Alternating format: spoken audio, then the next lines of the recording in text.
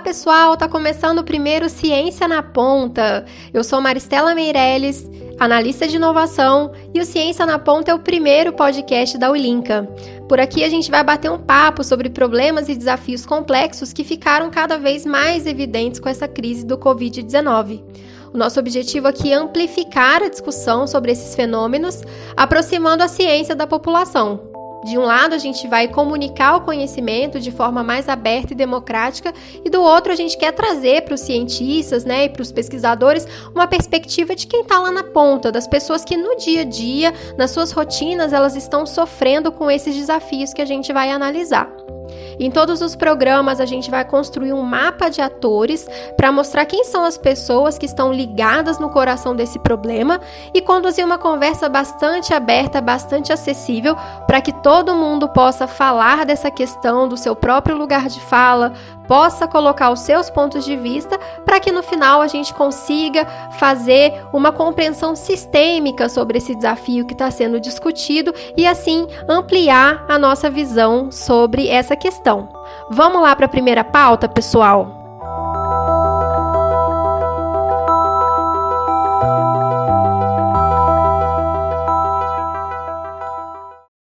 No programa de hoje, a gente vai falar sobre informação, desinformação e fake news.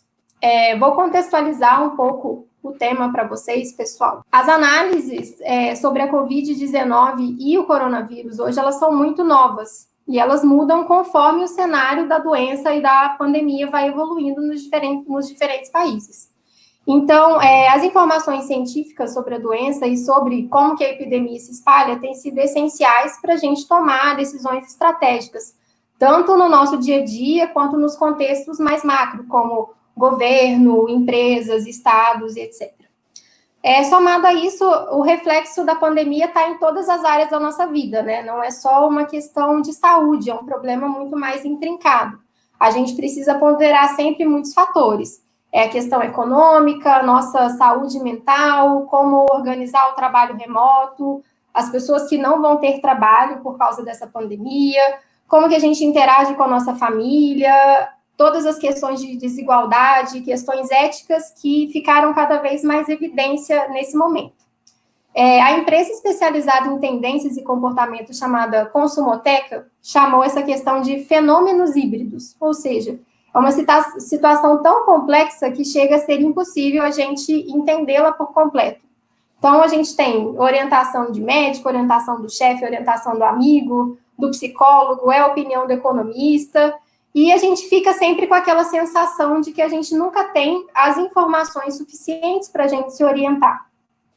Além dessa nomenclatura que os especialistas deram para esse fenômeno, a gente tem dois nomes que estão bastante em voga, que são infodemia e a desinfodemia. São termos bastante parecidos, um foi cunhado pelo pessoal da Unesco, o outro pela OMS, e trata muito dessa questão do excesso de informações ou das informações incompletas e imprecisas que a gente recebe, que acabam, no final, gerando as fake news, um tema que a gente vai discutir hoje também.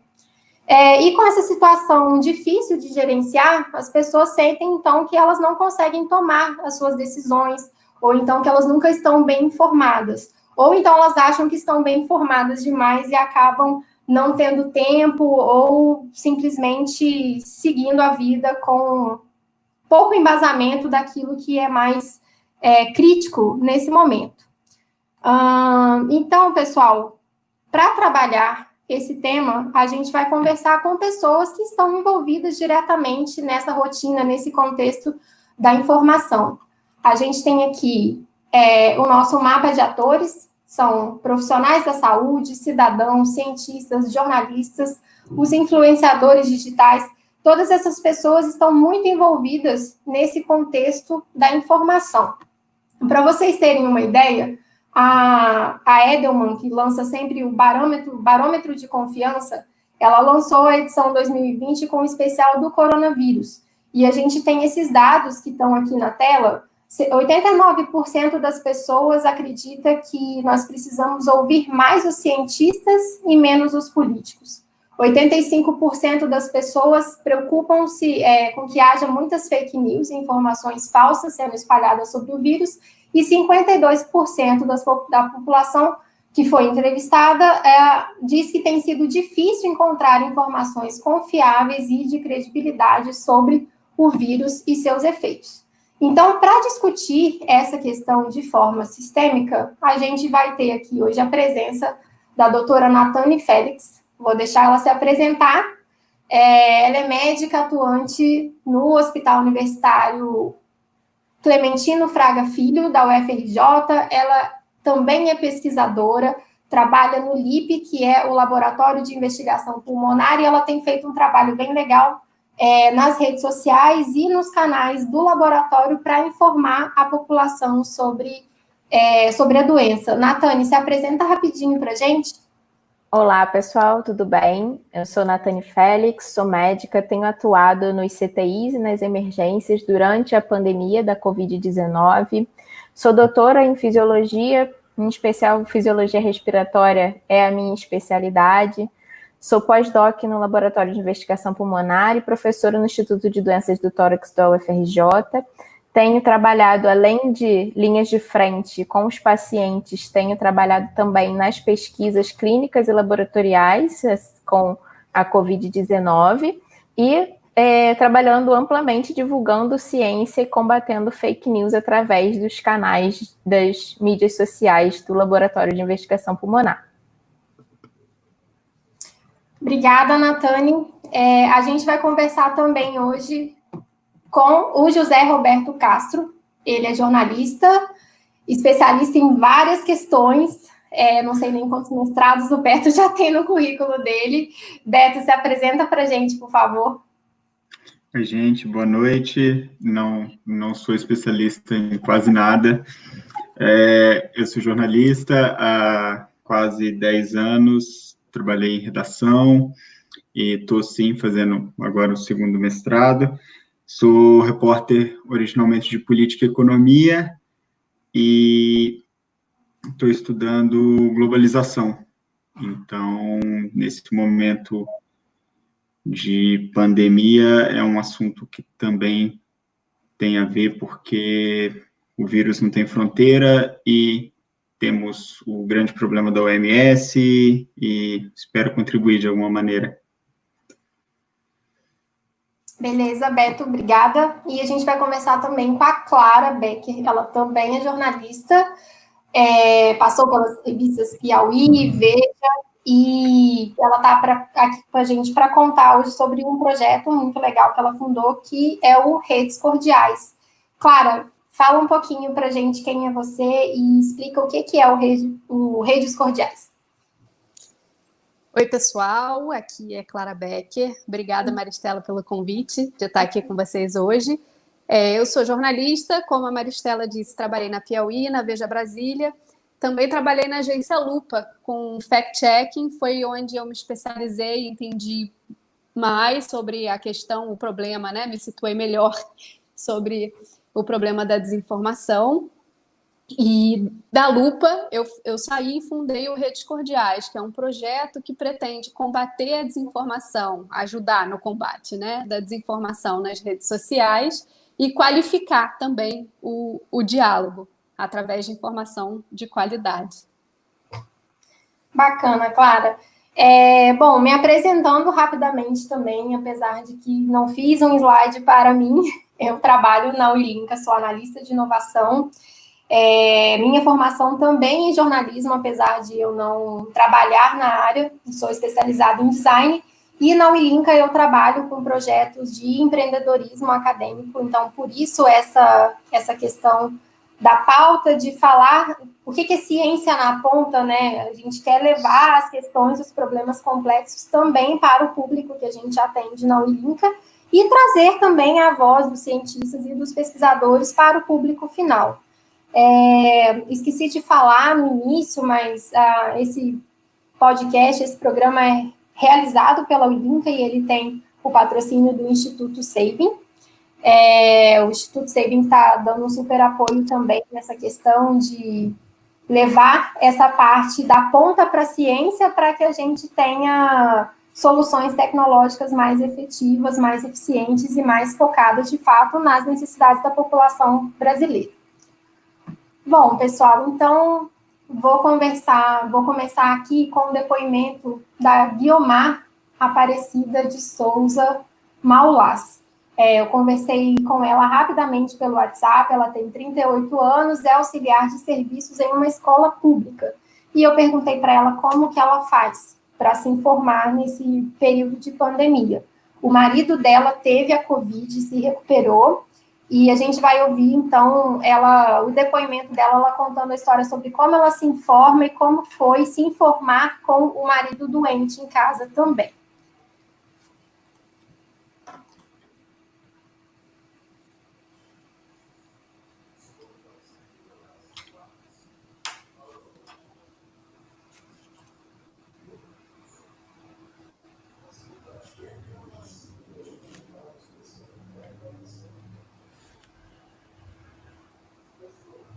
Oi, boa tarde. Então, no início, eu somente ouvi os noticiários sobre a doença, mas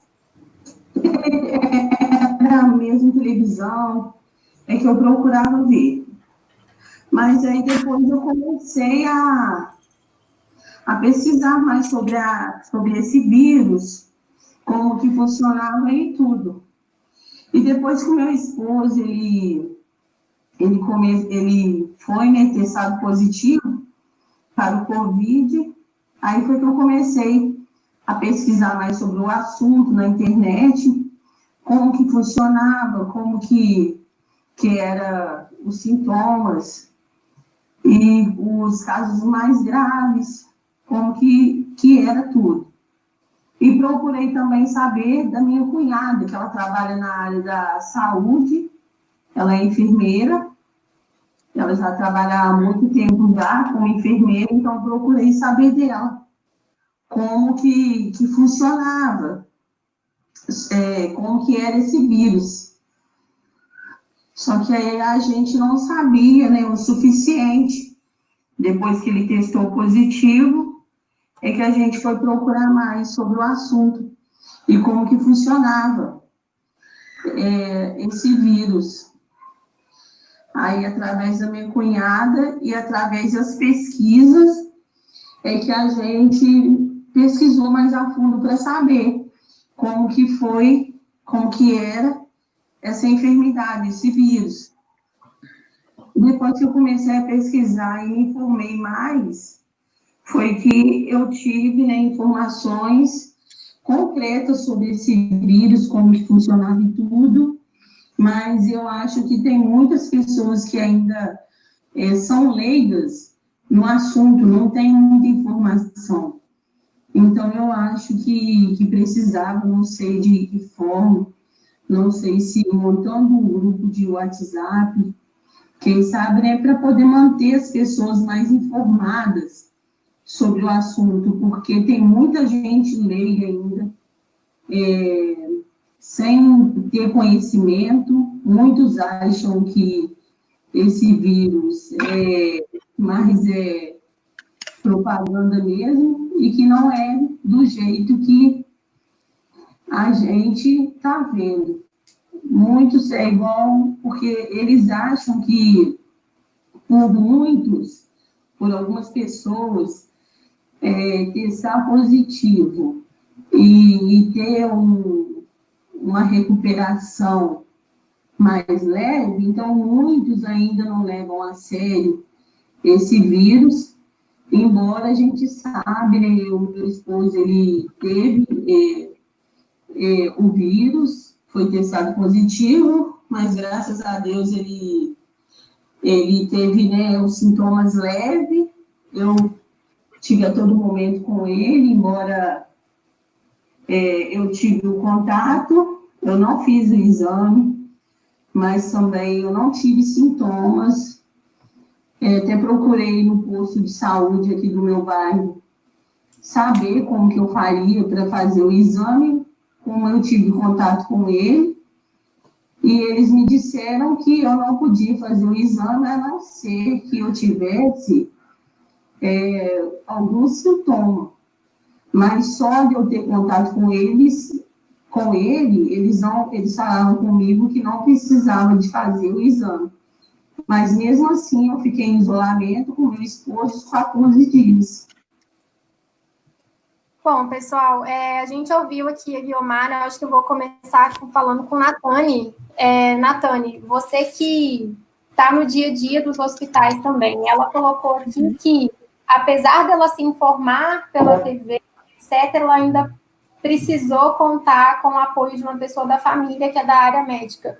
Sim. Você tem visto as pessoas chegando com informações muito desconexas ou muito sem informação ou com informações equivocadas no seu dia a dia de atendimento? Sim, eu trabalho também em emergência, né, que é a porta de entrada dos pacientes, então eles chegam com muitas dúvidas mesmo. Alguns pacientes, por desinformação mesmo, já tem sintoma há bastante tempo, assim, há 4, 5 dias de sintoma, e não se isolaram das famílias, não deixaram de ir ao trabalho, deixaram de frequentar o transporte público, por não saber que são sintomas comuns da Covid, que poderiam infectar outras pessoas. Eu tenho tido bastante intercorrências com os sucos de imunidade, com as receitas, fórmulas e alimentação que, teoricamente, é para aumentar a imunidade. Tenho tido também, os pacientes questionam muito se uma pessoa que teve a Covid, se ela vai transmitir para sempre o vírus. Então, já tiveram pacientes que reclamaram, que pediram laudos para dizer que não estavam mais eliminando o vírus, porque o vizinho não quer mais ter contato, a família não quer mais ter contato. Então, isso tem sido abordado até na equipe, que o nosso atendimento ele tem demorado mais, né? Porque além de você lidar com o problema do paciente, com os sintomas, é um tempo de orientação também muito grande.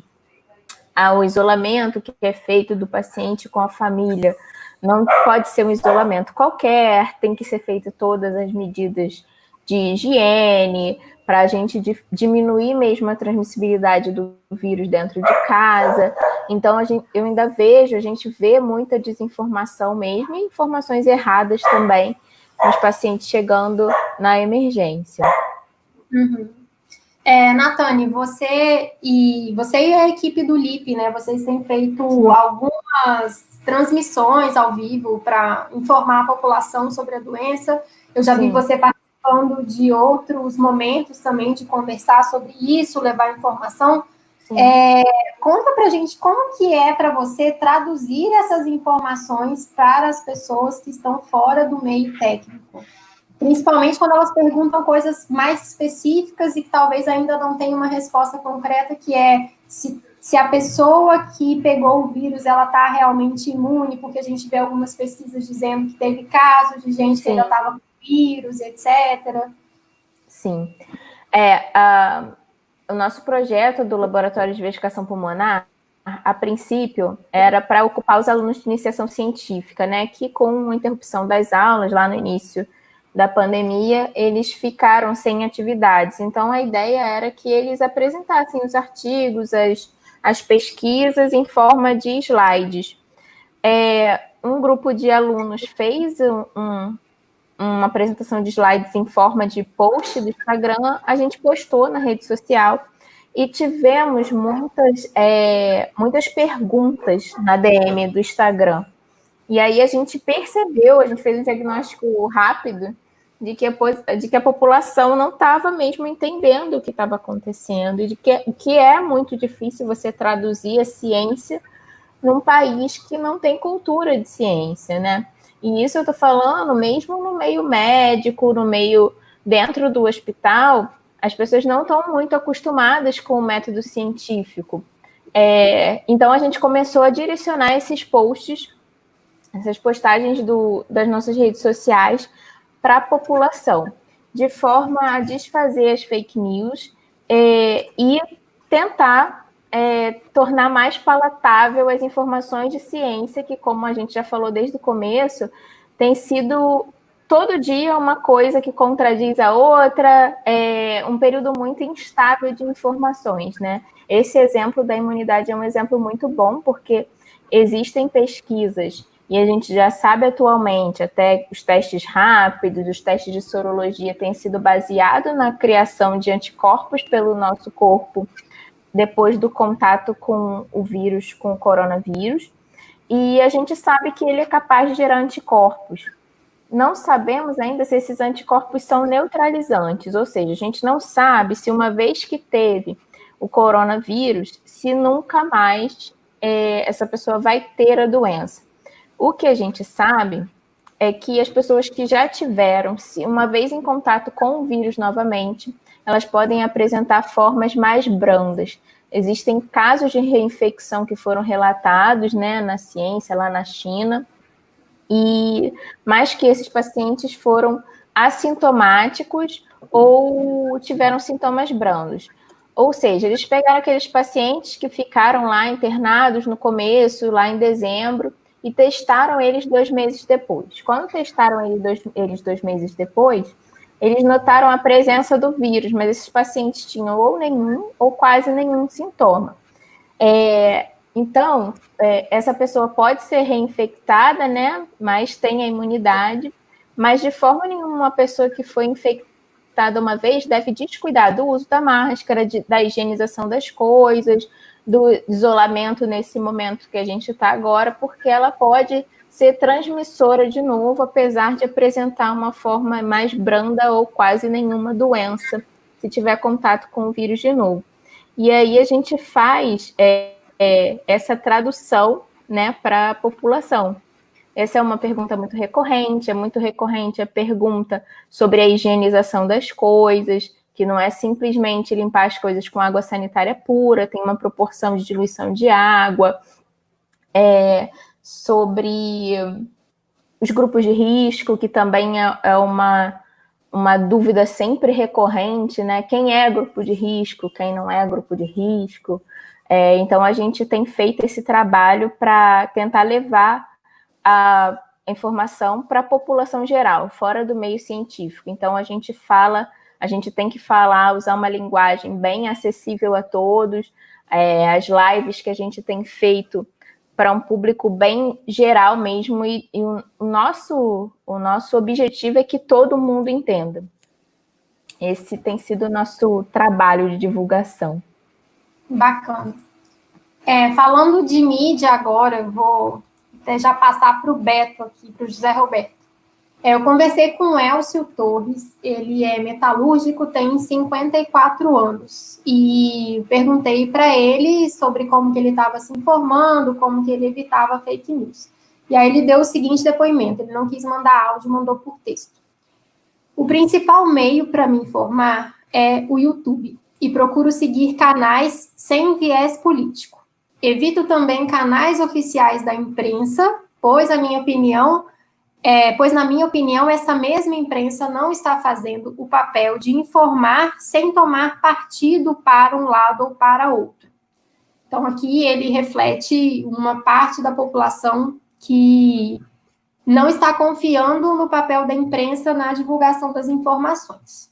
Eu vou tocar aqui também o áudio do Rony Girardi. Ele é empresário e, ao contrário do Elcio, ele procura os veículos, os portais oficiais para se informar, apesar de que ele colocou que em alguns momentos ele procura vários portais para ele tentar ter uma visão mais global da situação. Vou tocar o áudio dele aqui para a gente ouvir.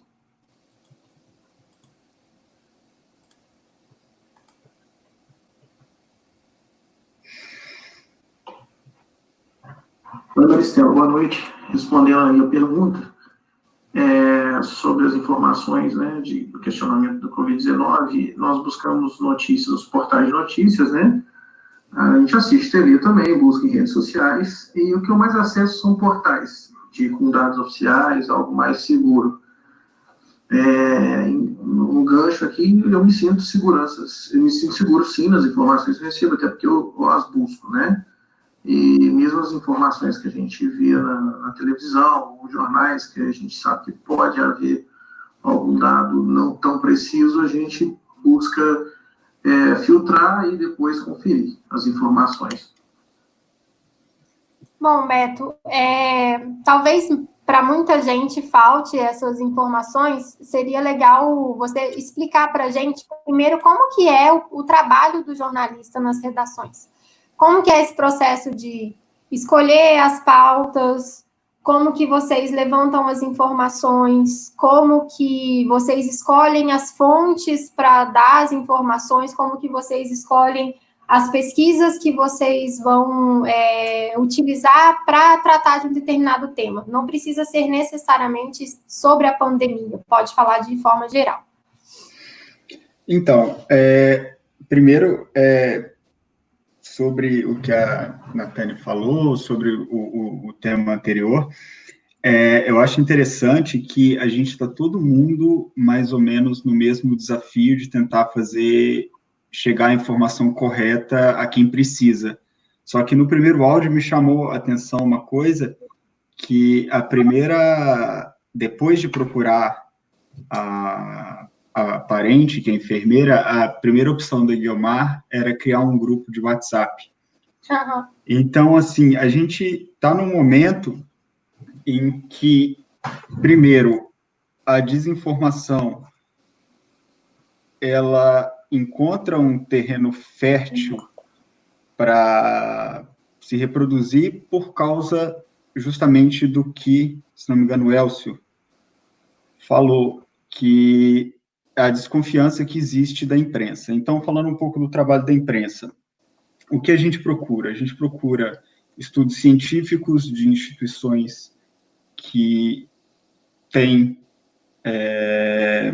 são reconhecidas, a gente procura fontes oficiais, a gente procura ouvir mais de um lado. Só que nessa questão da Covid, a gente tem um problema muito grande, que desde o início existe uma negação do problema e uma negação da ciência. Então, o que se conseguiu fazer, e isso não é só no Brasil, isso aconteceu em outros países do mundo, é o fato de colocarem a ciência de um lado e uma versão dos fatos do outro. É uma característica de governos populistas, essa de estabelecer, de colocar tanto a ciência, quanto a classe política, quanto a imprensa, como parte de uma elite e que está contra o povo. E é isso que está acontecendo muito no Brasil, essa tentativa de colocar a imprensa como alguém que desinforma, como alguém que está querendo causar pânico, como alguém que está querendo só mostrar caixão. Então, o trabalho da imprensa, ele é especialmente difícil, primeiro, quando ele tem uma força política importante no país. E aí, força, eu não estou falando de um indivíduo, eu estou falando de um grupo político de pessoas, de eleitores, de suporte na sociedade, de gente que acredita que a imprensa e a maioria dos cientistas, o consenso científico, ele está enganando as pessoas. Então, esse é o primeiro desafio. Por quê? Porque a imprensa vai errar em algum momento. A imprensa erra, a imprensa vai continuar errando, assim como a ciência vai chegar a informações que são inconclusivas, às vezes. Então, nesse momento de fake news, ficou banalizada essa história de fake news para lá, fake news para cá. Ontem, o presidente da República, ele reproduziu uma informação do OMS, que a grande polêmica do dia é se assintomático transmite ou não transmite. Ontem a OMS falou uma coisa, depois ela disse que não era bem assim, e hoje eu estava, por coincidência, entrevistando um médico brasileiro chamado Paulo Bon. Ele foi representante do Brasil na OMS, e o que ele estava dizendo é o seguinte, eu acho que serve muito tanto para a imprensa quanto para o momento que a gente está vivendo. A gente está diante de um vírus que a gente não sabe direito o que é, que a gente tem 5 meses que a gente viu ele pela primeira vez e que a gente está tentando descobrir. Então, a OMS vai errar, a imprensa vai noticiar, e tudo se complica quando você tem setores importantes da sociedade tentando, de alguma maneira, sabotar essa divulgação científica e essa tentativa de fazer a informação chegar às pessoas. Então, assim, a informação existe, a informação de qualidade existe, seja vindo da imprensa, seja vindo diretamente de cientistas. O problema é como fazer isso parecer confiável e como fazer isso chegar nas pessoas. É esse o nosso desafio quando a gente escolhe fontes, quando a gente tenta ouvir mais de um lado, mas, ao mesmo tempo, a gente tenta ouvir mais de um lado, mas a gente vai ouvir alguém, hoje, na porta do Palácio da Alvorada, o presidente da República prometeu uma audiência para uma senhora que disse que descobriu a cura do Covid-19 e que a cura é enxofre. Está filmado, foi divulgado, está no YouTube, é só ir lá ver. A gente tem que ouvir essa pessoa, tem que ouvir alguém que está dizendo que se cura com enxofre, qual o valor da cloroquina. Então, assim, é um debate muito complicado no momento, e principalmente porque existe um grupo político disposto a explorar as falhas da OMS, dos estudos e da imprensa, e tentando convencer de que quem está divulgando ciência está divulgando uma coisa que não é bom para a população, o que, obviamente, eu acho que a gente acredita não é a verdade. Com certeza, Beto. Teve um outro ponto no depoimento do Elcio também, né, que ele falou sobre da imprensa tomar partido. E aí até é discutido quanto que no Brasil a imprensa tem posicionamento claro ou não tem, em outros países o posicionamento é mais claro, é menos claro. Você pode explicar para a gente o que é essa questão da linha editorial, do posicionamento dos veículos e como que isso influencia na construção de pautas? Isso é uma grande discussão no jornalismo brasileiro, assim, tem gente estudando isso há décadas, assim. O que é uma linha editorial? Uma linha editorial é como aquele veículo pensa, só que essa linha editorial, muitas vezes, ela é feita para tratar de grandes temas.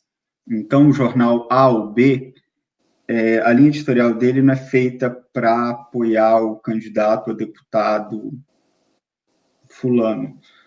Ela é pensada e deixado claro nos editoriais que o jornal A apoia o livre comércio, o jornal A apoia um estado de bem-estar social, um outro jornal pode apoiar, ser progressista nos costumes, ser a favor de liberação de drogas, ser a favor de casamento homossexual e ter uma pauta progressista.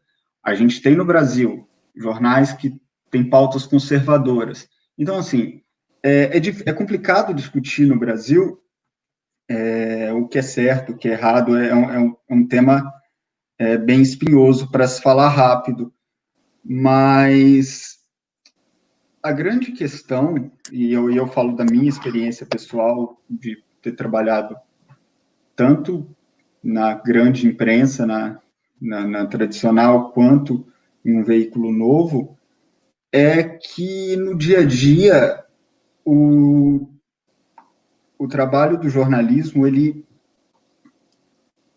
eu posso falar por mim, assim, você não fica pensando na linha editorial do jornal para pensar uma pauta. A gente costuma falar que essa pauta boa, normalmente ela para de pé e você consegue tocar.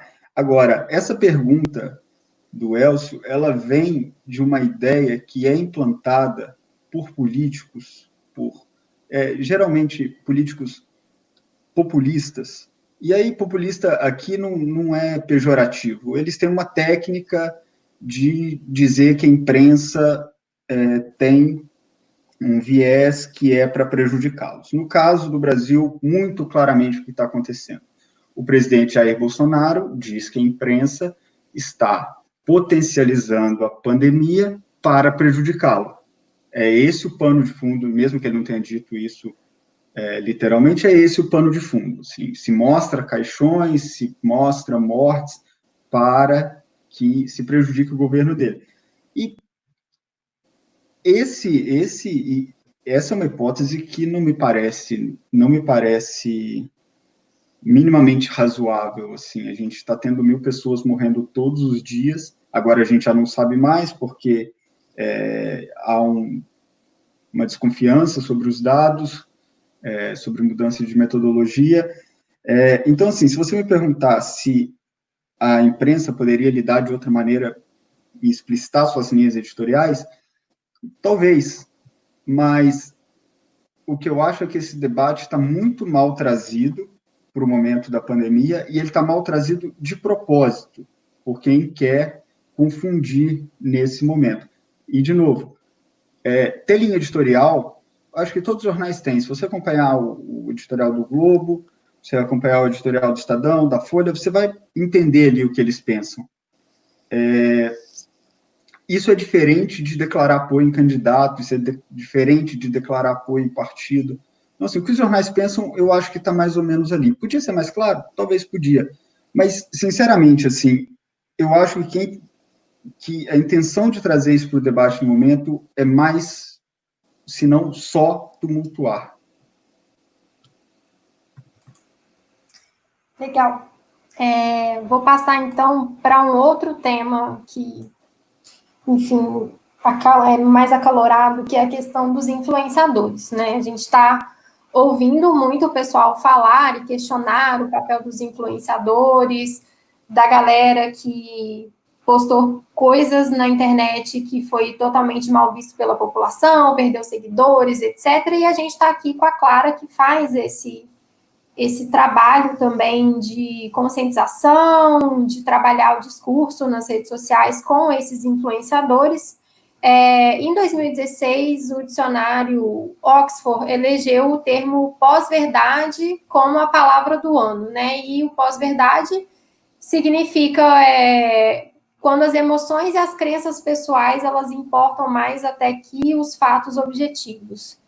Em 2020, com a crise sendo de saúde e uma dependência muito grande dos fatos científicos, a gente talvez esteja revendo esse conceito onde muitas vezes a pessoa chega, ela tem uma opinião, não necessariamente ela é embasada, e as pessoas vão mais pelas opiniões do que pelos fatos. A gente está precisando voltar a ouvir os especialistas, mas ainda assim os influenciadores, eles têm um papel bem importante nesse momento. Aqui a gente tem uma citação de uma matéria do Correio Brasiliense, eles estavam divulgando um dos estudos da Unesco, e nesses estudos a especialista da Reuters e ligada à Universidade de Oxford, que fez um apanhado do estudo, ela falou o seguinte: quase 70% das informações divulgadas sobre a Covid tinham como fonte principal influenciadores digitais, incluindo políticos, celebridades e figuras públicas nas redes sociais.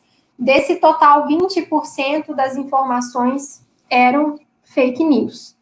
Então, aqui a gente está vendo um contexto da influência da opinião e das redes sociais, né? Tanto a Guiomar também falou, né, que seria legal criar um grupo de WhatsApp para a gente se informar. Eu vou colocar aqui o depoimento da Fernanda Rebelato. Ela é programadora, tem 33 anos, e ela utiliza o Twitter como a sua principal fonte de informação.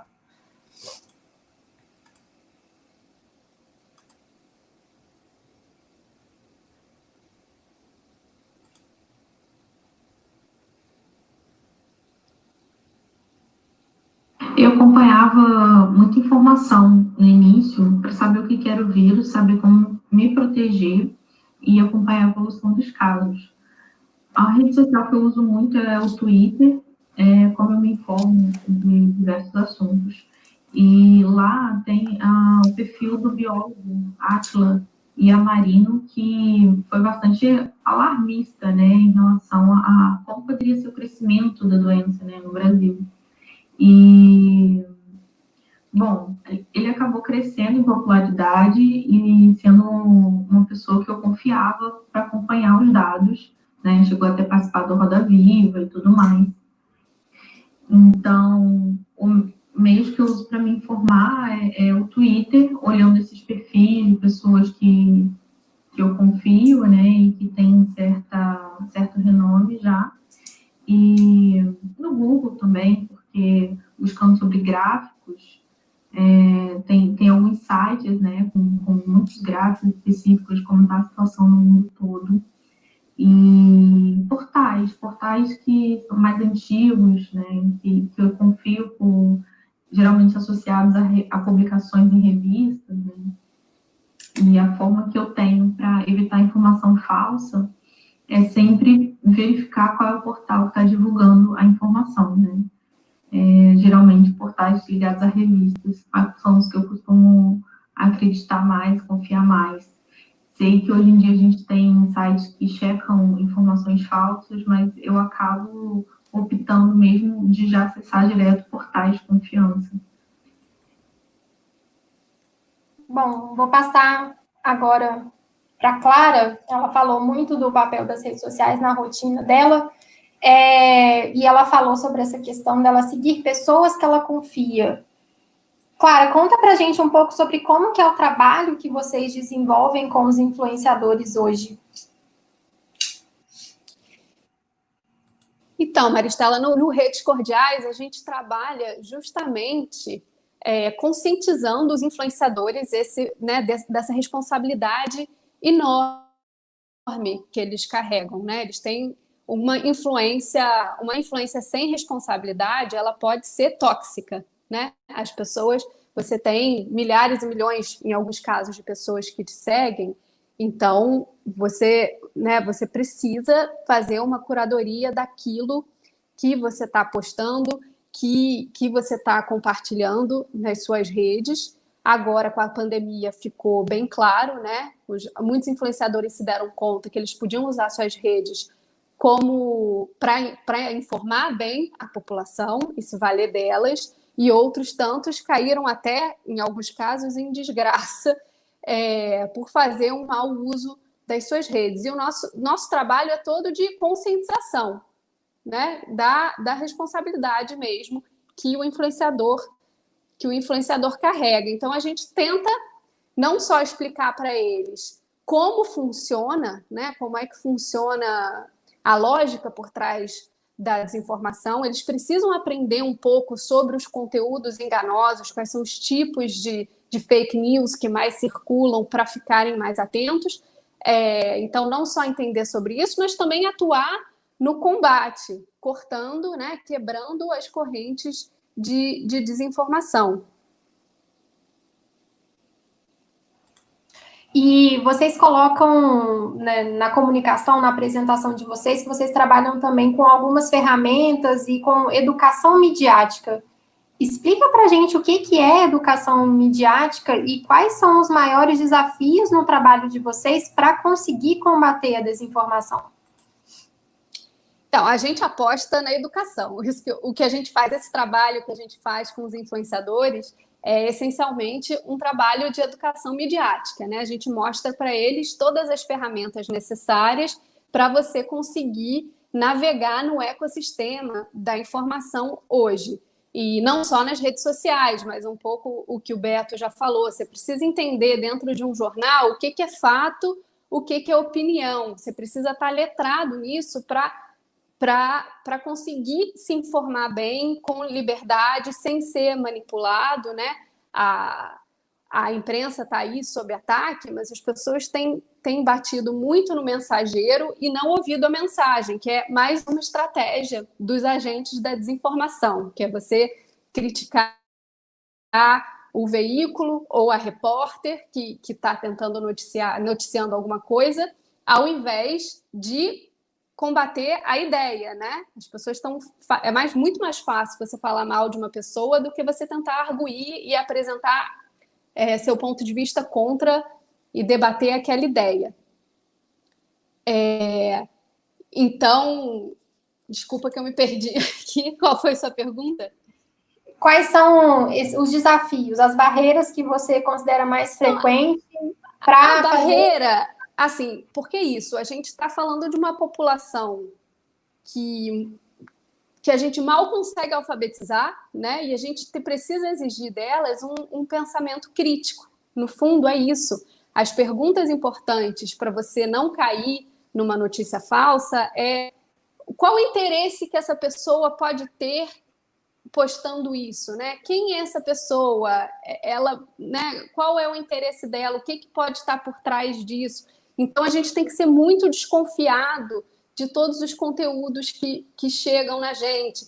Tem autoria, né? Essa pessoa tem lugar de fala para falar sobre isso que ela está querendo falar agora. Então, a educação midiática, ela te ensina a você pensar criticamente os conteúdos que chegam em você no dia a dia.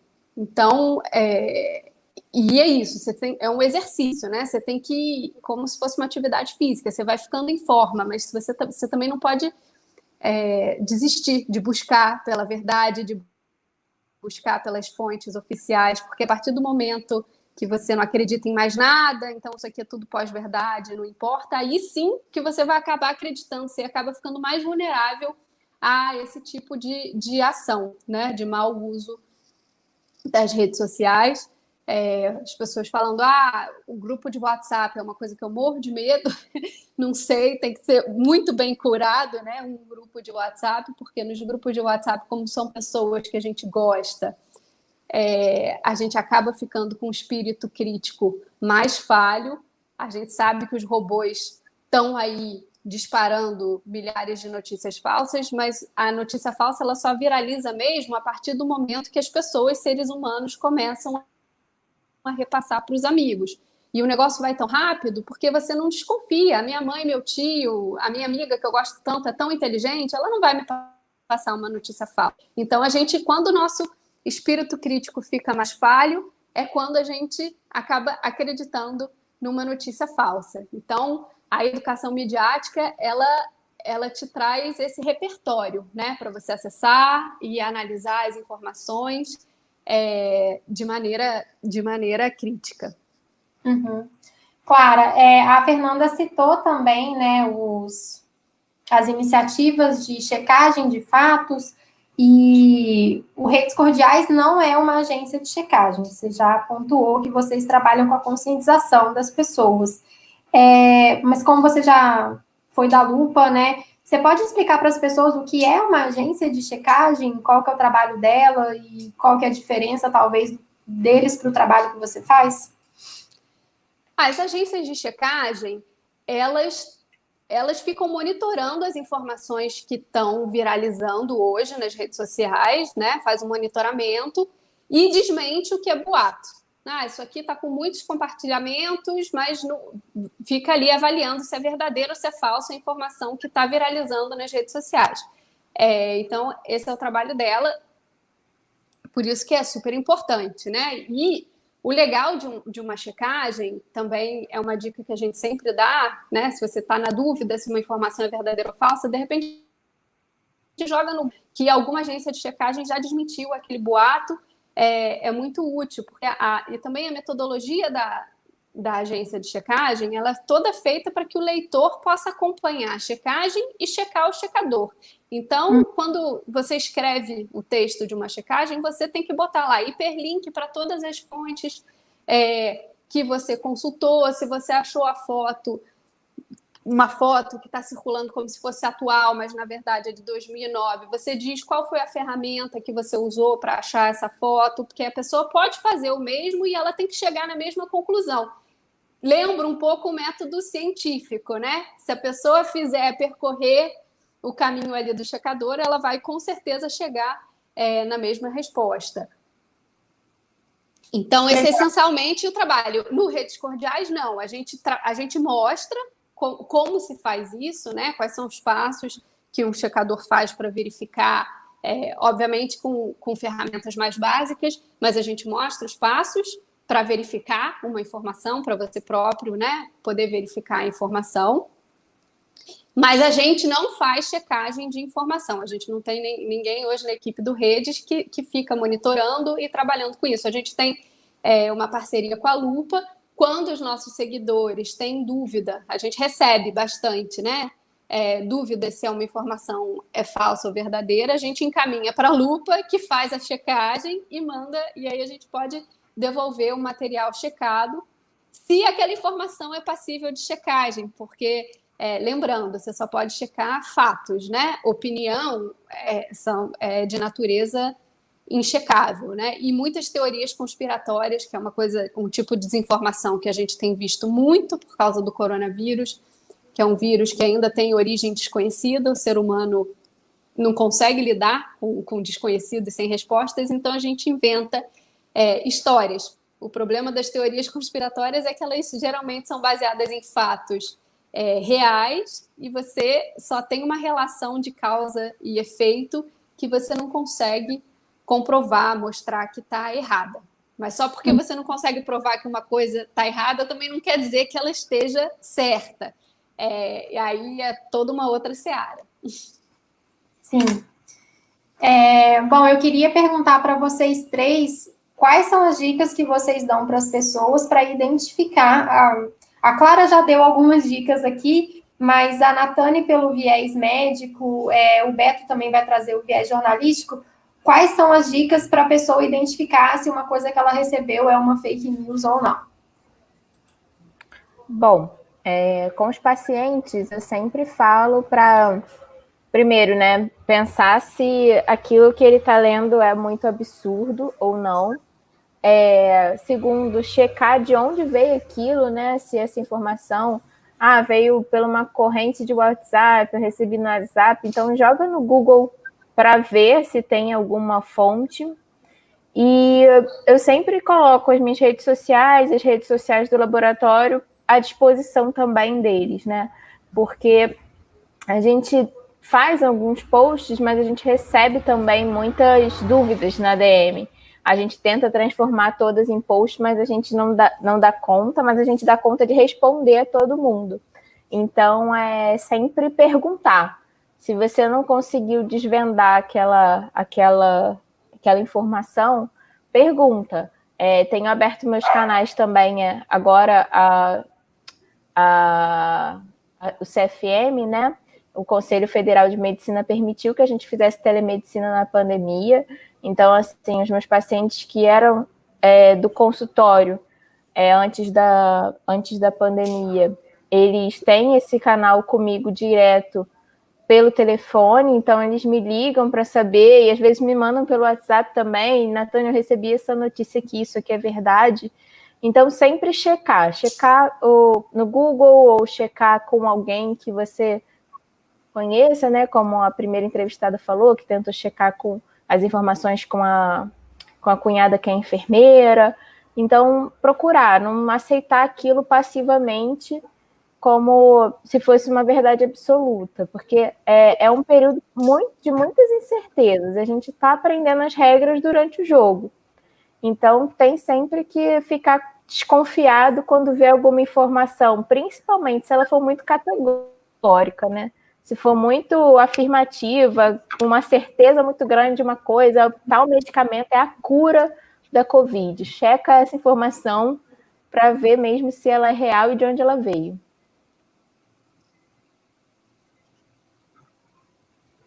Beto. Então, eu sou mais old school nessa coisa. Eu procuro informação em órgão oficial e eu procuro informação nos veículos de jornalismo profissional. E aí não é grande imprensa, não. É quem faz jornalismo profissional, apartidário, que segue uma série de métodos, uma série de técnicas para se produzir e checar a informação. Mas outra fonte, sem dúvida nenhuma, são as associações que são oficiais, né? Associações médicas, Organização Mundial de Saúde. Tá complicado evitar o nome do Ministério da Saúde nessa coisa, mas sempre foi uma fonte muito confiável de dados durante toda a história. Nós estamos aí na última semana com talvez o problema mais grave da história da transparência de dados no Brasil, mas o site do Ministério da Saúde, historicamente, é uma fonte confiável de informação e dados, e é isso que vocês falaram, assim, é preciso usar o senso crítico, diferenciar opinião de informação e não acreditar que o enxofre é a cura do coronavírus. Tomara que fosse, mas... Eu acho que eu concordo com você, o que você disse. É que o público que eu tenho lidado, né, de pacientes nas emergências, eles são um público que, na verdade, o público em geral, que não está no meio acadêmico, no meio de jornalismo, tem uma dificuldade muito grande de leitura de ciência. E é normal, porque isso não é difundido e também não é uma coisa fácil, né? E a leitura dos próprios órgãos oficiais fica muito prejudicada. Então, por isso até que eu abro os canais novamente, divulgo o Laboratório de Investigação Pulmonar, aproveitando, para as pessoas que tiverem dúvidas procurarem quem, por acaso, vai saber responder também. Sem dúvida, Nathane. E eu estou falando mais assim do meu papel como jornalista quando alguém chega com alguma dúvida e onde Sim. eu vou checar. É um trabalho de apuração que não é todo mundo que está disposto a fazer.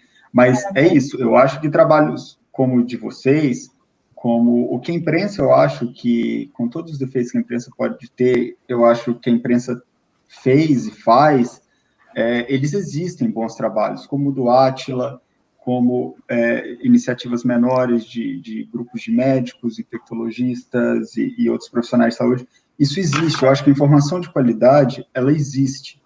O nosso grande problema hoje, e aí é uma opinião, não uma informação, é como a gente fazer com que os seus pacientes, a minha família, os nossos vizinhos, eles se informem e essa informação chegue a eles.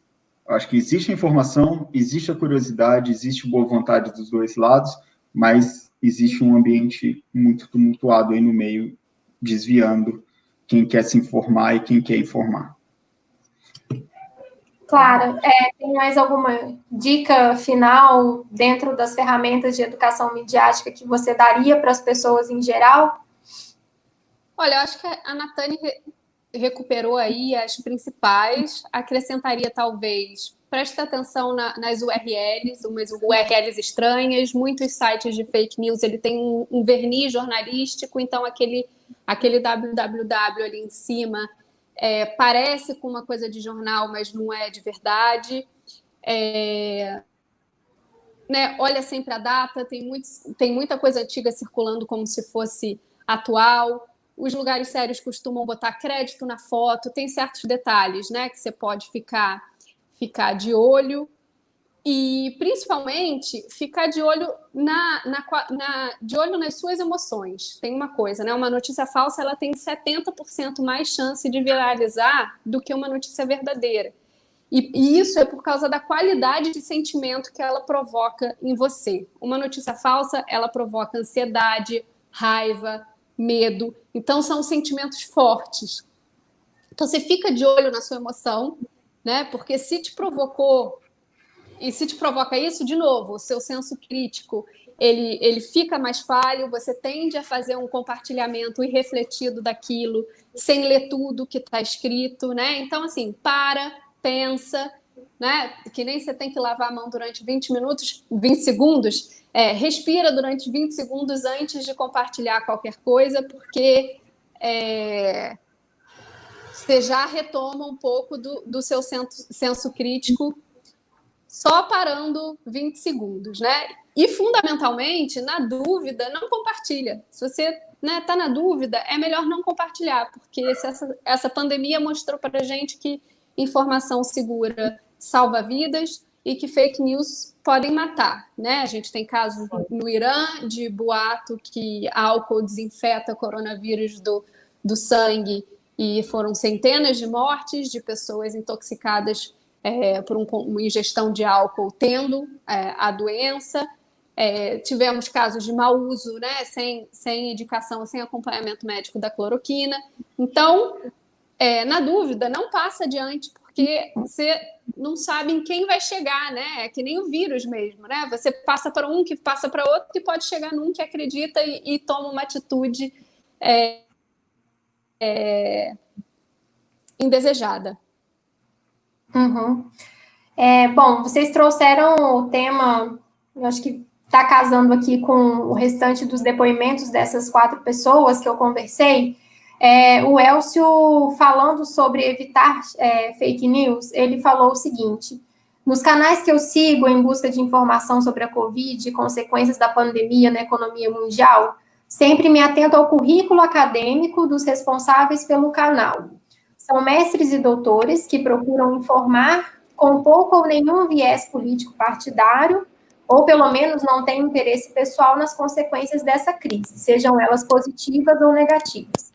Então, o Elcio, ele é uma pessoa que ele consegue fazer essa busca pelo perfil, quem são as pessoas que estão falando sobre isso. A Natane já pontuou aqui que muitos dos pacientes dela não vão ter esse mesmo comportamento de checar quem que é essa pessoa, qual que é o histórico dela, por que ela defende essas ideias. E aí eu queria tocar também o áudio da Fernanda, porque ela fala sobre como que ela, no início, estava acompanhando muito, e agora eu já entendi qual que é o rolê aqui, e agora eu fico só acompanhando as informações principais. E aí eu tenho uma pergunta para vocês 3, depois que eu tocar o áudio dela.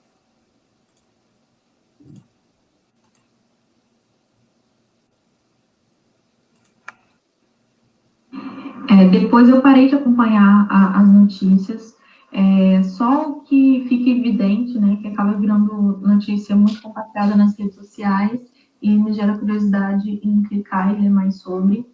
Geralmente envolve sobre vacina, né, que a gente quer a solução. E eu sei que já tem vacina sendo testada, mas eu não estou pesquisando sobre a crise e nem estou mais acompanhando números. Eu já sei que tem muita gente doente e já sei como me proteger, e então eu parei de acompanhar e estou mais, assim, aguardando mesmo a vacina. Sobre a vacina, tem muitas publicações, né, de como funciona a vacina, mas o que não me desperta o interesse, assim, em específico em como é o funcionamento da vacina. Eu fico mais preocupada em saber se ela já está disponível para a gente e se a gente já pode andar na rua preocupado, finalmente.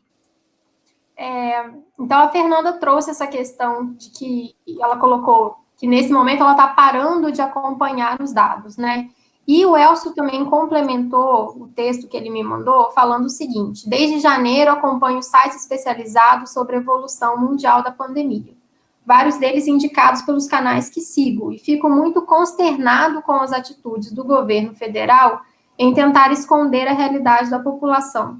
Acho que esse é ponto que precisa melhorar muito, mas em se tratando do governo que temos, acho difícil isso mudar. Felizmente, ainda temos pessoas sérias que divulgam os fatos de forma acessível para a população.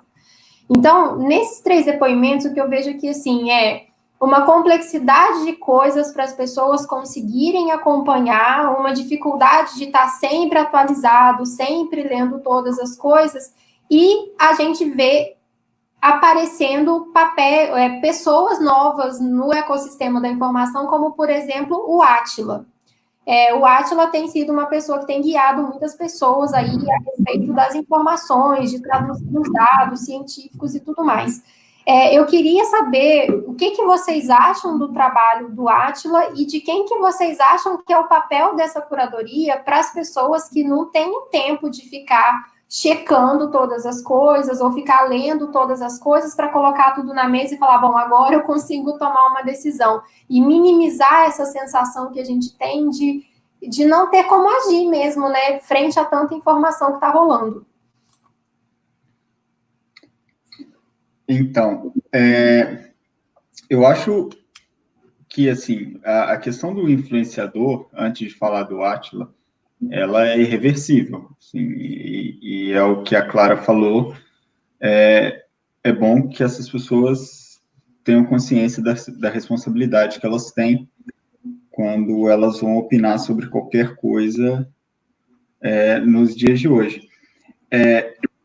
Eu acho incrível que tenha gente como o Átila cada vez se comunicando melhor e conseguindo passar a mensagem dele direto para as pessoas. Eu acho super, super saudável. Eu acho que, em tese, o papel de fazer a curadoria de conteúdo é da imprensa, seja da mídia no sentido de meio, né, de selecionar. O papel do jornalista é, no fim, olhar para tudo, selecionar o que ele acha que é importante diante de alguns critérios e entregar para o leitor. Eu acho que isso é feito, eu achei, mais uma vez, tem um grande problema de as pessoas conseguirem acessar por uma série de motivos, porque não querem pagar, porque não se interessam, porque não confiam, mas eu acho que, dentro do possível, esse papel de curadoria é feito para quase todos os gostos no Brasil. E sobre a diferença, eu acho assim, o trabalho do Átila e o trabalho do jornalismo, eles são absolutamente complementares, porque o que o jornalismo faz é tentar ouvir e entender o que os muitos Átilas estão dizendo e estudando sobre qualquer coisa. Quando o jornalista, no início a gente brincou, você falou que eu era especialista e tal, o jornalista, ele é um não especialista quando ele encara uma pauta. Então, a gente tem uma série de técnicas e métodos para tentar levar a melhor versão, a versão mais verdadeira possível daquilo para alguém. E a gente vai ouvir os Átilas, a gente vai ouvir as Natanes, a gente vai ouvir as pessoas que estão na ponta, os cientistas. Só que a gente tem uma série de técnicas para ouvir mais de um lado, porque a gente pode cair em alguém que está com uma visão equivocada daquilo. Então, assim, será que o que aquele cientista A pensa é a visão dominante na ciência? Quem contesta ele? O que ele fala faz sentido para esse determinado caso? Geralmente, o jornalismo trabalha com... A grande diferença do jornalismo para a ciência, às vezes, é o tempo de maturação das coisas. Então, assim, quando a gente está falando... E aí, qualquer ciência econômica, política, qualquer que seja. Quando a gente está falando, no jornalismo, a gente está falando do hoje, do que aconteceu agora de manhã, do número de mortes de ontem, e a ciência, geralmente, o coronavírus está desafiando isso, mas a ciência geralmente está falando de 6 meses, 1 ano, 2 anos atrás, que é o tempo de maturação da ciência. Então, acho que são trabalhos complementares, que, de maneira nenhuma, concorrem. Eu acho super saudável que tenha gente se comunicando bem, até porque ele consegue, mais rapidamente, desmentir e rebater desinformação e achismo que rolou por aí. Então, assim, nós tivemos no início da pandemia apresentadores de televisão dizendo que no Brasil ia morrer 500, 600 pessoas. Nós tivemos no Brasil comentaristas de rede de TV comparando a pandemia com o número de mortes de pessoas engasgadas nos Estados Unidos. Então, assim, eu, como jornalista, eu não sou um epidemiologista e não sou eu que, de cara, vou dizer para aquele sujeito que o que ele está falando é um absurdo, porque eu não sei, mas o Átila pode dizer. Então, acho que aí a gente ganha um tempo e essas pessoas vão estar abertas ao debate público e vão poder ser contestadas também, caso elas falem alguma coisa que não seja um consenso e não seja a opinião da maioria. Eu acho que você falou tudo o que eu pensei em falar. Eu dei uma aula semana passada para uns alunos que participam de um grupo de intercâmbio na UFRJ e da Unigran Rio, e eu falei exatamente isso que você disse, que a aula foi sobre a cronologia dos estudos da cloroquina e hidroxicloroquina. A gente tem estudos do dia 23, 24 e 25 de maio. Para a ciência, isso é o mesmo dia, né? Mas agora a gente tem esse desafio de serem dias completamente diferentes e com cenários completamente diferentes. Eu fico um pouco frustrada da ciência e da mídia, né, dos jornalistas sérios, não estarem tendo o protagonismo que a gente deveria estar tendo nessa pandemia, porque, sinceramente, era a hora das pessoas olharem para a gente, no sentido assim, os cientistas vão falar para os jornalistas que vão traduzir para a população, entendeu? Porque a gente está fazendo essa curadoria, o Átila e outros cientistas, mesmo sem a gente ter essa formação e esse papel, e a gente não tem técnica nenhuma. Lá no laboratório, a gente pensa assim, tá, e se a gente tivesse que falar para a nossa tia-avó, como é que a gente falaria isso para ela entender e se convencer? Entendeu? Isso a gente vai jogando com o que tem. Eu acho o trabalho do Átila fantástico, ele é uma pessoa que realmente tem um discurso de autoridade, sabe o que ele está falando, e que bom que ele está tendo essa visibilidade, está podendo fazer isso pela gente. Espero que a gente consiga aí se afinar de forma a fazer isso mais e ter mais Átilas por aí, né? Até porque eu acredito que com toda essa mudança de contexto ele já esteja até mentalmente cansado, porque tem dias que eu olho e falo assim, não, hoje eu não vou ler nada sobre isso, porque, como a Fernanda disse, né, que ela já parou de ver e já sabe o que fazer, e já sabe o que está acontecendo. Tem dias que eu penso assim, chega, hoje eu não vou ver mais. Eu não posso, e eu acho que é o meu trabalho não parar mesmo. Né? As pessoas precisam de mim, então estamos aí fazendo esse serviço para a população. Mas é isso, eu concordo com tudo que você disse, estamos afinados nessas opiniões. E só um comentário, desculpa, rápido sobre a cloroquina. Eu acho o debate da cloroquina muito ilustrativo e exemplificativo do que a gente está vivendo, assim. Criou-se uma coisa da torcida da cloroquina, tem gente que torce para, como se houvesse um setor, seja da mídia, seja da ciência, que torce para a cloroquina dar errado. E num momento em que a gente não, o que acontece é que a gente não sabe quais são os reais efeitos colaterais e principais da cloroquina. Só que o debate público ficou colocado de uma maneira como alguém está tentando salvar vidas e alguém está tentando atrapalhar que se salve vidas. Exato. E assim, vamos supor que daqui a 3 anos a gente descubra que a cloroquina salvava era a cura do coronavírus. E isso não vai tornar as pessoas que defenderam o uso da cloroquina sem a comprovação científica, menos irresponsáveis, simplesmente porque quem defende não tem certeza, porque a ciência não sabe ainda quais os efeitos da cloroquina. Exatamente. Então,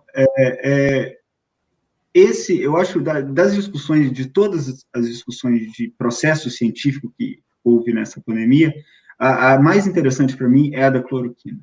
É uma coisa que a gente não sabe o que vai ser, não sabe o que não sabe onde vai dar, e existe gente defendendo o uso quase que indiscriminado com base em amostras que você, Natane, sabe muito melhor do que a gente, não são representativas e não são amostras devidamente controladas e para a gente estabelecer relação de causa e efeito. Exatamente. esse debate da cloroquina, a gente conseguiu aí cloroquina lovers e cloroquina haters, e não é por aí, a gente tem que testar. A gente sabe que a cloroquina e hidroxicloroquina funcionam para outras doenças, são muito bem aplicados. Uma coisa que é importante e que eu sempre gosto de frisar é o seguinte: a hidroxicloroquina e a cloroquina, elas nunca foram proibidas no Brasil. Então não tem essa de libera a cloroquina. Se algum médico julga que vai fazer bem para o seu paciente, que deve passar, seja para COVID ou seja para qualquer outra doença, ele tem todo e total direito de prescrever. O que a gente não pode, baseado em evidência nenhuma, por enquanto, protocolar isso como um tratamento padrão para todo mundo. Então, e é isso. Mesmo que daqui a uns anos a gente veja que era o que salvava a vida, não vai tornar menos irresponsável aquela pessoa que disse que salva a vida sem uma evidência científica. Nathalie, eu queria só emendar isso aí com uma pergunta que, se você pudesse explicar o que é o consenso científico, porque a gente tem visto isso sendo utilizado também nas fake news, né? Você pega uma pesquisa e tem várias outras que dizem o contrário, ou então ainda não tem um consenso e as pessoas trazem esse fator emocional que a Clara falou para análise, difundem isso e as pessoas ficam enlouquecidas replicando aquele discurso. O que é consenso? Sempre chega num consenso? Nunca chega? Como que é esse padrão, assim, para a ciência? O que acontece? Na pesquisa a gente tem vários níveis de evidência. Então, a gente tem diversos tipos de estudo, sendo que o que mais diz a gente sobre certezas, vamos dizer assim, são os estudos que a gente chama de randomizados, placebo-controlados. Como seria isso? Um grupo de pacientes com COVID, eles são submetidos a tratamento ou não. Então, pega um grupo de pacientes, isso aí tem que ser calculado estatisticamente para saber qual a potência daquela amostra que vai representar a população mundial. Então, você faz o cálculo, sei lá, para a gente simplificar, com 100 pacientes é um número baixo, tá? Mas com 100 pacientes eu consigo representar a população mundial com COVID-19, ou seja, dentro daqueles 100 pacientes eu vou pegar todos os espectros de doença, vou pegar pacientes que podem ter os mais diversos efeitos colaterais e ali eu vou sortear ao acaso esses pacientes que vão receber ou o tratamento ou o placebo, que é aquele medicamento que não tem função, não tem princípio ativo. E aí, dentro desses grupos, eu vou analisar os efeitos colaterais, a taxa de sobrevivência, a taxa de internação, a taxa de intercorrência, e no final eu vou poder tirar uma conclusão, tipo, olha, esse medicamento, ele realmente funciona para essa doença, com poucos efeitos colaterais, e pode ser usado. Então, esse tipo de estudo, ele vai dizer para a gente, usa ou não usa. É lógico que em tempos que a gente tem mais tempo, esse estudo ele vai ser revisado várias vezes. E como até a Clara falou, ele tem que ser reprodutível, então ele vai ser refeito. Esses pacientes que foram no primeiro estudo, ele vai ser revisto várias vezes ao longo do tempo, até esse estudo ficar o que a gente chama de revisado sistematicamente. E aí sim, ele vai ser um guideline, né? Vai servir como o padrão de tratamento. Qual é o problema da hidroxicloroquina? Até então, os estudos que tem com hidroxicloroquina, aquele primeiro estudo lá de março, francês, ele contava com 42 pacientes, sendo que 6 ele excluiu, e 6 então ele tinha 36 pacientes, e aí o grupo controle dele recebia outras medicações, o grupo controle era de pessoas que eram alérgicas à cloroquina. Então ele não foi placebo, ele não foi randomizado aleatoriamente, ele escolheu os pacientes que iam receber cloroquina ou não. Alguns pacientes com umas comorbidades também ele destinou a esse grupo controle, que não era placebo, eles recebiam outras medicações, e enfim, amostra pequena e pouco conclusivo para você dizer assim, a hidroxicloroquina realmente teve ele fez com hidroxicloroquina, realmente é salvadora nesse caso. Um estudo muito pequeno para dizer isso para a gente. Os outros estudos ou tiveram pouca representatividade no mesmo sentido, e aí tiveram resultados divergentes, né? Ou alguns disseram que a cloroquina era boa, outros disseram que era ruim. É um estudo que ficou aí marcado como a cloroquina aumentando a mortalidade. Foi um estudo americano. Ele utilizou somente como é que chama? Perdi a palavra.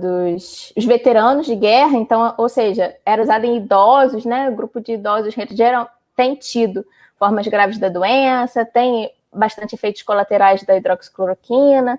Então, também não... assim, só pegou um extrato de faixa etária da população.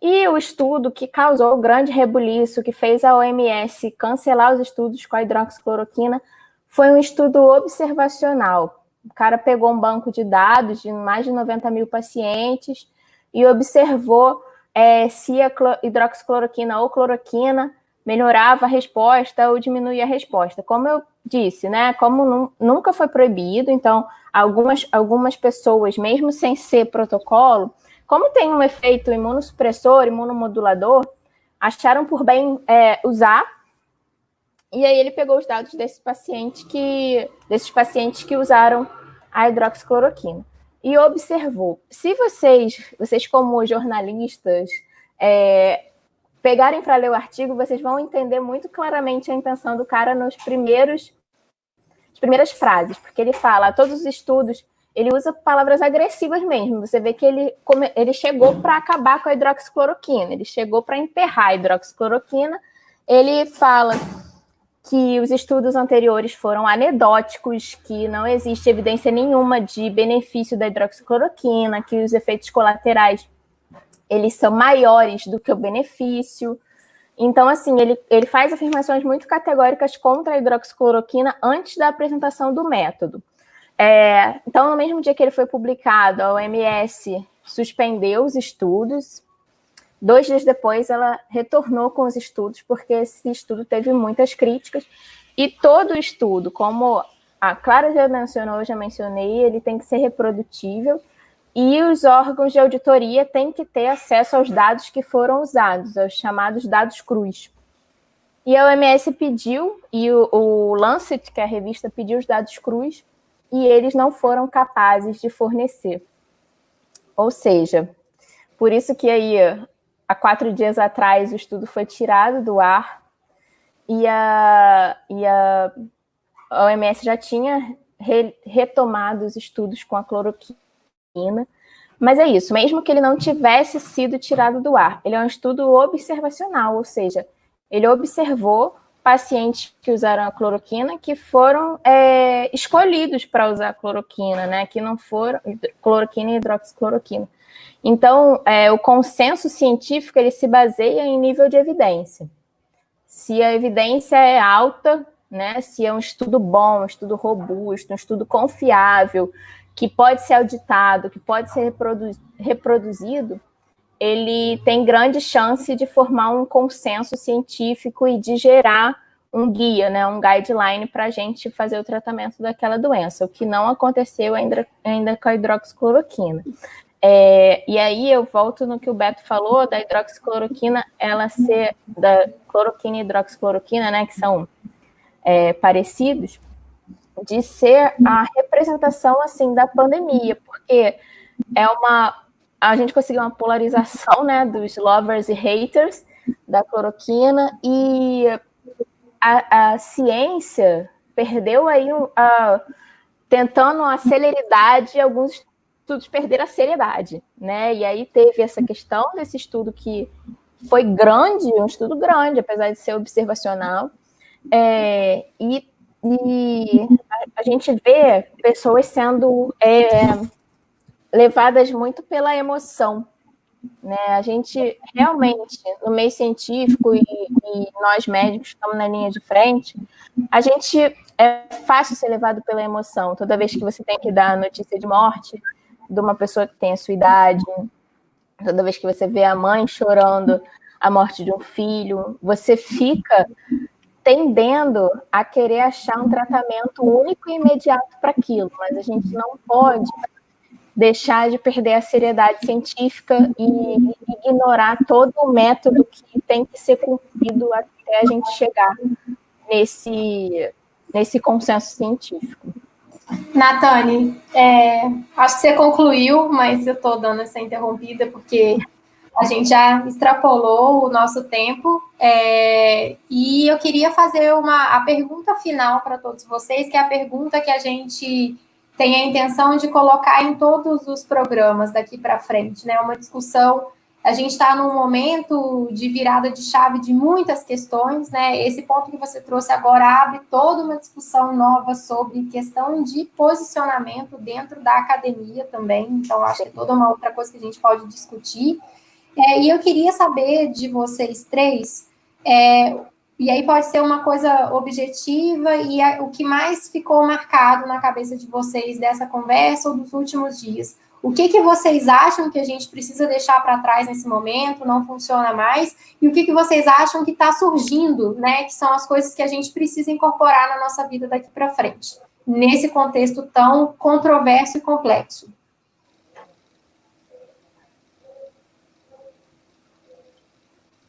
Alguém quer falar primeiro? Eu já falei tanto. Boa pergunta, Maristela. Eu acho que a gente falou muito aqui do papel do influenciador, mas a verdade é que cada um de nós, nos seus círculos sociais, a gente tem uma responsabilidade nas informações que a gente passa adiante também. Então, eu acho que daqui para frente as pessoas têm que ter uma consciência maior da curadoria que elas fazem, da informação que elas compartilham, né? Eu espero que daqui a alguns anos não seja mais socialmente aceitável você espalhar fake news, que as pessoas consigam entender que não é coisa de gente chata avisar no grupo de WhatsApp que aquilo é fake, que aquilo não é verdadeiro, né? Uma mudança cultural mesmo. Eu fico imaginando, os meus pais tiveram muita dificuldade em usar cinto de segurança e a minha geração não consegue entrar num carro sem botar o cinto, né? Quem está dirigindo imediatamente. Então, daqui para frente é isso. Eu espero que cada um tenha um comprometimento maior aí e incorpore a verificação de informação no seu dia a dia, que a gente está vendo os danos para a vida pública, para a democracia como um todo, que a desinformação é capaz de gerar. Legal. Quer falar o próximo, Beto? Eu acho que as pessoas, o que precisamos, putz, a gente precisa de tanta coisa, né?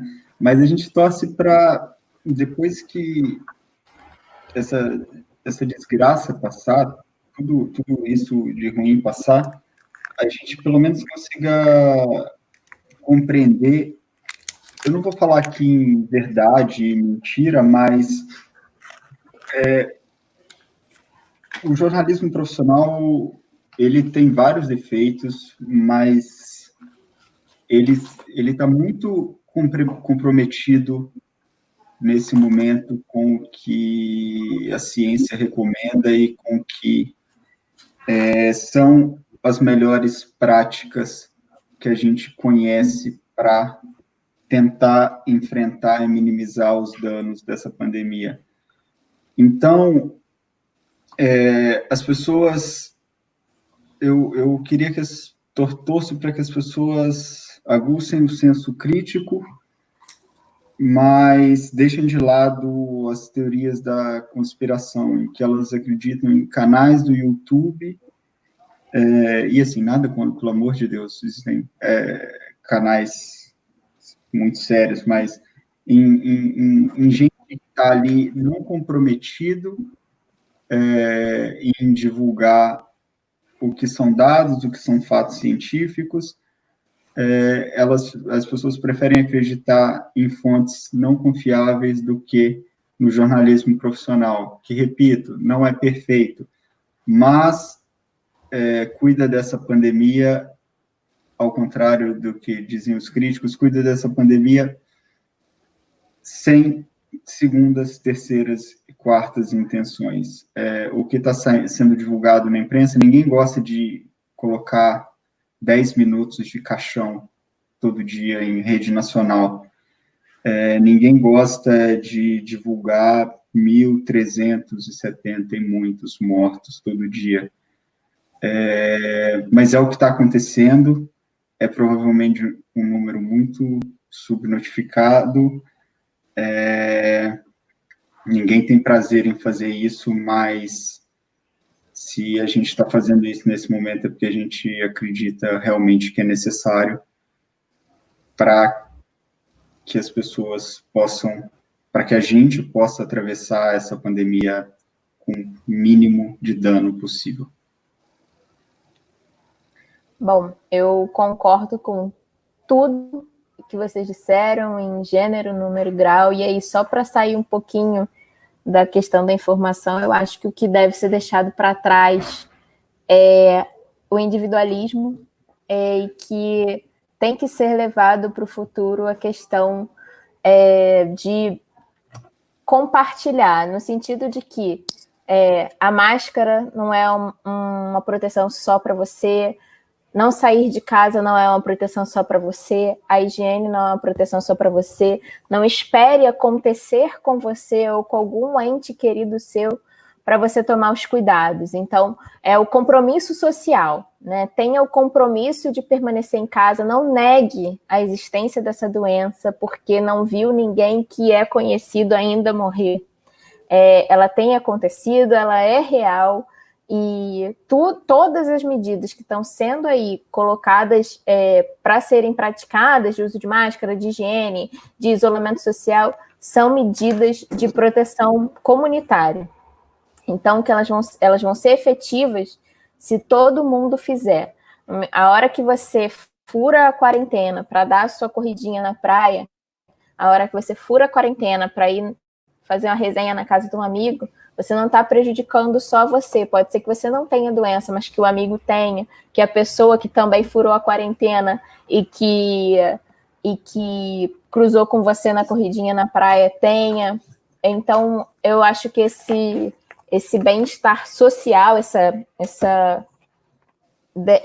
esse compartilhamento, né, de cuidado, esse cuidado comunitário deve ser levado aí para o resto da vida. Legal, pessoal, obrigada. Queria agradecer muito o tempo de vocês, acho que a conversa foi super rica. Para quem está ouvindo, né, esse programa vai ficar na íntegra no YouTube da Ulinka. Na descrição do vídeo a gente vai colocar alguns links de matérias e fontes de coisas que pautaram as perguntas.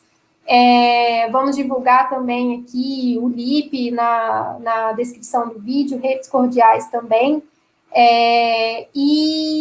Bom, queria agradecer a audiência de todos, dizer que esse conteúdo vai estar em pílulas no Instagram e no Facebook da Ulinka, quem puder seguir a gente. No Facebook, buscar o Ulinka, no Instagram, buscar o Ulinka também,